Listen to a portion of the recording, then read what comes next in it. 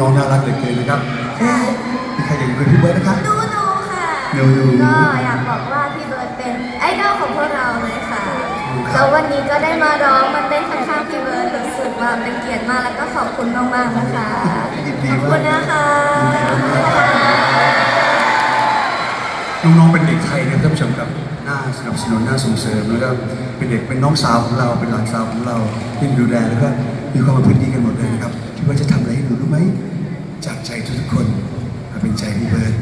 จากใจพี่เบิร์ดมาให้ใจพวกหนูจากวันข้างหน้าหนูก็จะให้ใจคนดูก็จะให้ใจหนูต้องเป็นเด็กดีทุกคนนะลูกนะแล้ววันนี้นะทุกคน